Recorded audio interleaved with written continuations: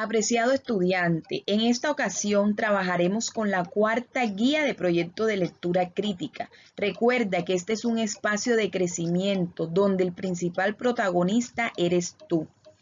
Te invito a suscribirte y activar la campanita para que recibas notificaciones de nuevos videos. Antes quiero compartir contigo esta reflexión.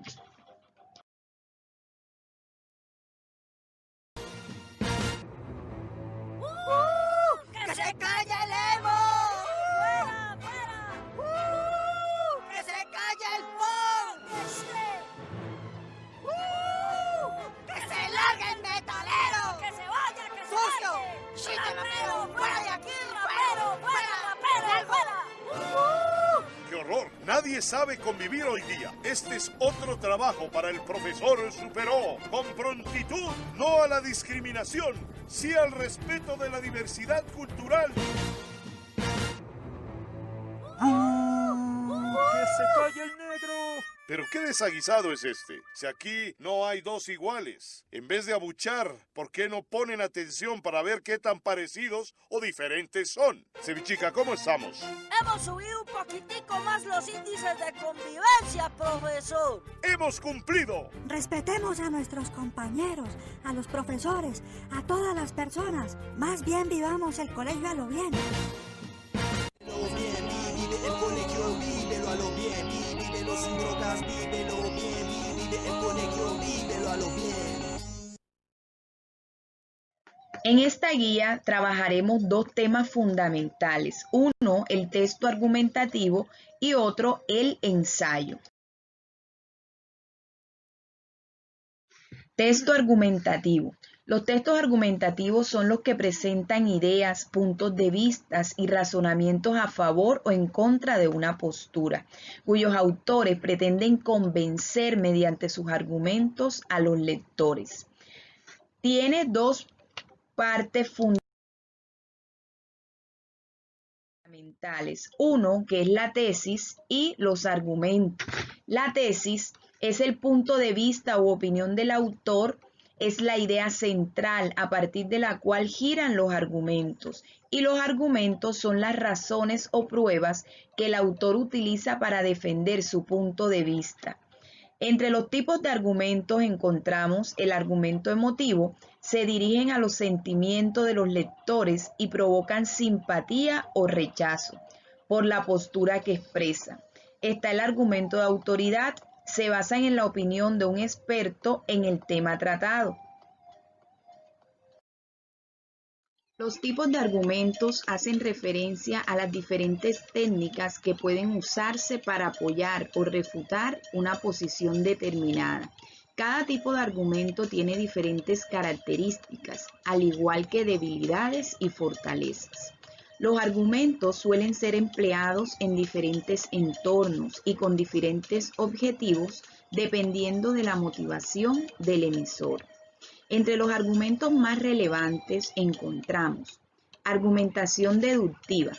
La argumentación deductiva es aquella en la cual se toman como punto de partida reglas o premisas que se admiten como seguras o probables. Por lo tanto, se asume que las conclusiones extraídas en estas premisas son necesariamente válidas. También tenemos la argumentación inductiva. La argumentación inductiva funciona de forma contraria a la argumentación deductiva. Consiste en tomar hechos específicos u observaciones particulares con el fin de dirigir el debate hacia una conclusión determinada. La fuerza de este tipo de argumentación radica en que representan una serie de hechos verificables como sustento para la conclusión a la que se desea llegar. La argumentación por analogía se refiere a aquellos razonamientos en los que se formulan conclusiones a través de la comparación con otras situaciones similares. Este tipo de razonamiento incluye el uso de metáforas para ejemplificar las situaciones o la revisión de eventos históricos para comprender los eventos presentes. La fuerza de este tipo de argumentos se basa en la relación entre los elementos que comparten las situaciones que se analizan. Por lo tanto, se espera que ante circunstancias similares se produzcan similares cadenas de causa y efecto. Sin embargo, no se asegura que sus conclusiones sean siempre verificables. También tenemos el argumento de causa-efecto. La argumentación causal o de causa y efecto se basa en el análisis de los posibles efectos que pueden tener una acción o una situación determinada. Por lo tanto, se puede afirmar que este tipo de argumentación busca predecir posibles situaciones futuras con base en situaciones pasadas. Con este fin suele apoyarse en el método deductivo o inductivo, de acuerdo con la naturaleza de las evidencias disponibles. Además, tenemos la argumentación por autoridad. Este tipo de argumento es bastante simple y se basa en sostener el valor de un argumento con base en quién lo produce. En muchos casos, estos argumentos pueden ser falaces y se aceptan por el hecho de que han sido defendidos por un especialista en un tema dado. Este método de argumentación requiere ser analizado en detalle porque tienen varios condicionantes que pueden determinar su validez. Por otra parte, es posible que quien se impone como especialista o experto no sea tal. Es posible que el especialista sí lo sea, pero que la conclusión haya sido deformada o reinterpretada en su reproducción. Por esto es necesario no asumir estos argumentos como válidos antes de un análisis más concienzudo. Un ensayo es un texto generalmente escrito en prosa y por un único autor, donde se analiza o interpreta un tema en particular. Utilizado frecuentemente en la educación y ámbitos académicos, este se caracteriza por otorgar mucha libertad a quien lo escribe, ya que aunque posee ciertas reglas, estas son flexibles y no tan estrictas, permitiendo tener un punto de vista bastante abierto. Existen varios tipos de ensayo, como el narrativo, el literario, el comparativo o descriptivo. La diferencia entre estos es la cantidad de argumentos o subjetividad, así como su finalidad. Para lograr su contenido, la información expresada en un ensayo debe estar debidamente organizada y sustentada. Esta organización depende del autor, pero suele tener la siguiente estructura. Entre las partes del ensayo encontramos la introducción, el desarrollo y la conclusión. Introducción, donde se presenta el tema; el desarrollo, contenido principal donde se expresan las opiniones del autor; y la conclusión es el resumen de los motivos y asuntos presentados. ¿Qué vamos a tener en cuenta al momento de realizar un ensayo? Para iniciar un ensayo, una vez hemos escogido el tema que queremos desarrollar en el ensayo, tendremos que realizar la introducción. En la introducción explicaremos cuáles son los objetivos a realizar en el ensayo, cuáles son los subtemas principales que tratarán dentro del tema principal y también explicaremos la forma que daremos al texto. Por ejemplo, si tu ensayo es sobre el calentamiento global, podrías explicar cuándo se inició a hablar sobre ello en la historia, porque es importante actualmente, cuáles son las posturas científicas más defendidas en la actualidad y por qué has decidido escoger este tema. Además, explicarás la estructura general de tu ensayo. Al momento de realizar el desarrollo, el ensayo requiere de la organización de ideas que se quieren transmitir. El desarrollo de un ensayo se realiza presentando de forma clara y convincente el tema expuesto en la introducción. Se trata de la parte más extensa del ensayo y en la que se trata el tema con profundidad. En esta parte, el ensayo se da la información más relevante sobre el tema que se ha escogido. Para ello, se puede utilizar la información recopilada, de libros, revistas, periódicos, monografías o fuentes sacadas de Internet. En el caso del ensayo del calentamiento global, podríamos crear esta parte con la siguiente información.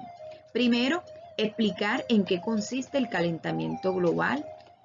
Segundo, cuáles son las posturas más aceptadas a nivel mundial sobre el calentamiento global, posturas menos aceptadas, autores reconocidos, investigaciones recientes.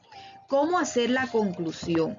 La conclusión de un ensayo conlleva a que el autor exponga sus ideas finales sobre el tema que desarrolló. Además, se hace un cierre de los planteamientos de la introducción y del cuerpo de trabajo. En esta parte, el análisis del ensayista puede abrir camino para futuras investigaciones. La conclusión expone un resumen de todo el ensayo. Aquí el autor incluye algunas frases reflexivas y profundas para causar impresión en el lector y hacer que éste genere sus propias ideas y preguntas. Recuerden que estas tres partes son fundamentales y que deben estar completamente relacionadas con el tema que se está trabajando. Entre los propósitos de un ensayo tenemos exposición de argumentos o ejemplos, entretener o contar una historia, demostrar aprendizaje o conocimiento e informar. Primero, exposición de argumentos o ejemplos. Muchas veces la presentación de una hipótesis se lleva a cabo mediante un ensayo, en cuyo caso se trataría de un ensayo científico.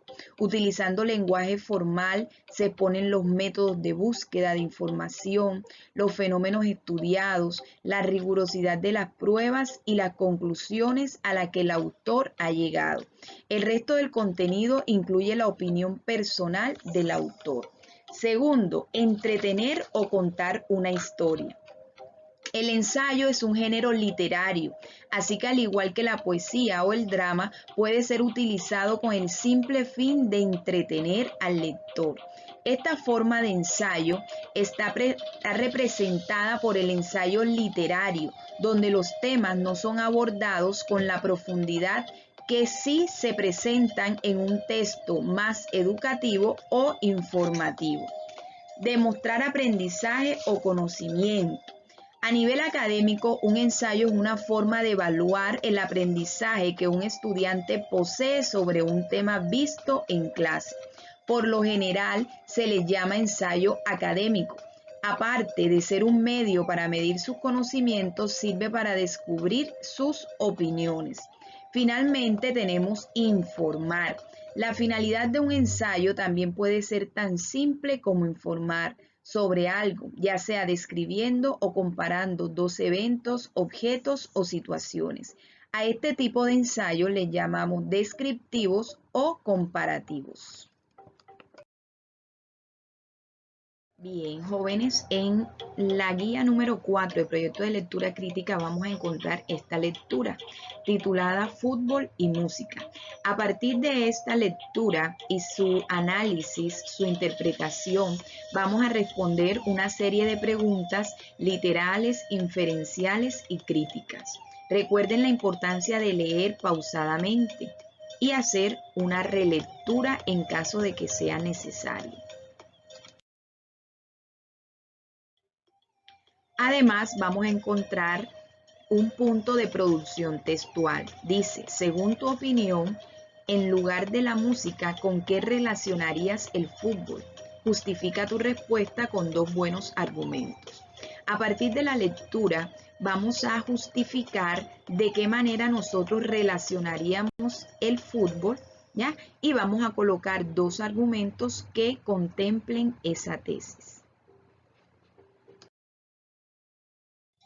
Rúbrica de evaluación de desempeños. Los aspectos que se van a evaluar son presentación del trabajo, interacción del estudiante con el docente, desarrollo del indicador del saber, desarrollo del indicador del hacer, desarrollo del indicador del ser.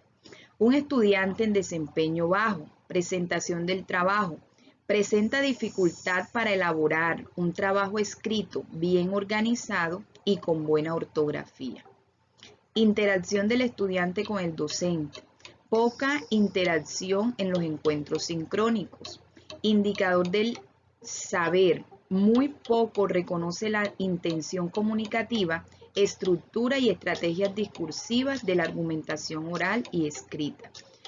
Hacer. Muy poco elabora textos argumentativos para dar respuestas a un problema ambiental en su entorno. Y desarrollo del indicador del ser, muy poco ofrece críticas frente a nuevas posibilidades de comunicación que ofrece la Internet. En el desempeño superior se encuentran aquellos estudiantes que el trabajo posee buena presentación y correcto uso de la ortografía, siempre interactúa en los encuentros sincrónicos, siempre reconoce la intención comunicativa, estructura y estrategias discursivas de la argumentación oral y escrita. Siempre elabora textos argumentativos para dar respuesta a un problema ambiental de su entorno.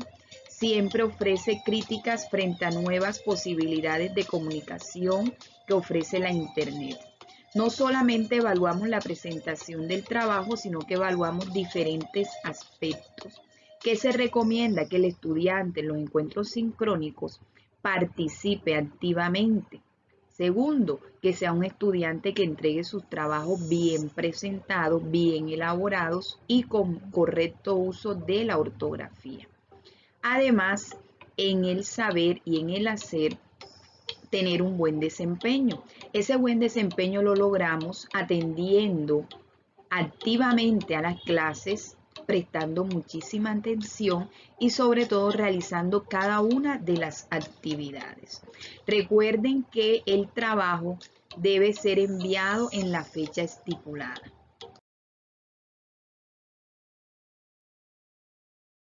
En la plataforma SM encontrarán el taller y guía número 4 de proyecto de lectura crítica, la cual fue asignada el 16 de junio y tienen plazo hasta el 7 de julio del año 2020 para enviarlo debidamente diligenciado. Al momento de enviar el taller, vamos a recordar que este debe estar en formato PDF y deben nombrarlo con su nombre, apellido y grado. También tengan en cuenta la presentación, la ortografía. Muchísimas gracias por la atención. Felicito a los estudiantes que vieron el video desde principio hasta fin. Esa es la idea. Dejen un comentario, denle like y sobre todo suscríbanse, por favor. Vamos a suscribirnos para que todos estos videos que estamos realizando los puedan observar desde la comodidad de su casa. Muchísimas gracias y nos vemos en una próxima ocasión. Chao.